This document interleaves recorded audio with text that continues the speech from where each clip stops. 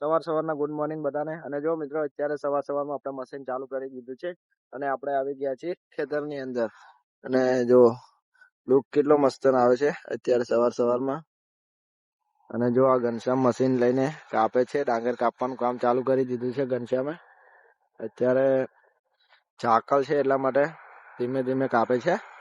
અને જો આ લુક અત્યારે સવારમાં કેટલો મસ્ત આવે છે. આ બધું આપણે કાપી કાઢ્યું, ખાલી આ એક ખેતર અને આ બાજુ એક ખેતર, એ બે જ ખેતર બાકી છે. અને જો આ ટ્રેક્ટર છે ટેલર અને આ ટ્રેક્ટર છે સવરાજ. અને આપણે સવારમાં આવી ગયા છીએ ખેતરની અંદર. જો મિત્રો ઘનશ્યામ પેલી બાજુ ગયો છે કાપવા. અને જો અત્યારે સવારનું ખેતરમાં કોઈ હજુ આવ્યું નથી, પરંતુ હમણાં બધા આવશે.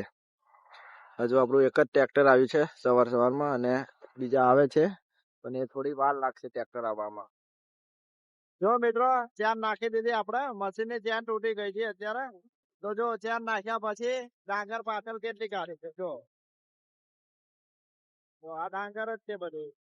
ચેન નાખીએ ને એટલે મશીન ને એક જગ્યાએ ઉભું રાખવાનું, જેથી કરીને ડાંગર વેરાય નહીં. અને હવે આ મશીન ને આપણે બેક લઈએ અને પછી ડાંગર પાછી લઈએ.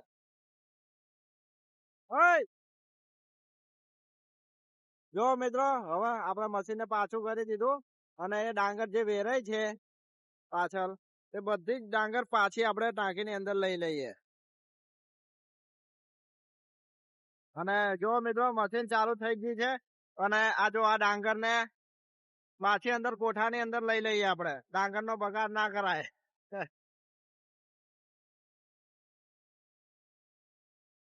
જો મિત્રો ધીમે ધીમે લઈએ અને આપણે પરાળ ઉપર નાખી, જેથી કરીને ડાંગર અંદર જ જતી રહે, બહાર આવે નહીં. જો ઘનશ્યામ લે છે અંદર ડાંગર, અને જો આ પરાળ જાય છે એ એની સાથે સાથે ડાંગર જતી રહે છે. અને જો આ બેલ્ટ ઉતરી ગયો આપણો, તો આપણે બેલ્ટ ને ચડાવી લઈએ. જો મિત્રો પાછો આપણે બેલ્ટ ચડાવી દીધો છે અને જો આ ચાલુ કરી દીધું મશીન. અને જો આ બધી ડાંગર જ છે. જો મિત્રો આ ડાંગર પડી છે આ બધી, અને આ લે છે ઘનશ્યામ. હા ને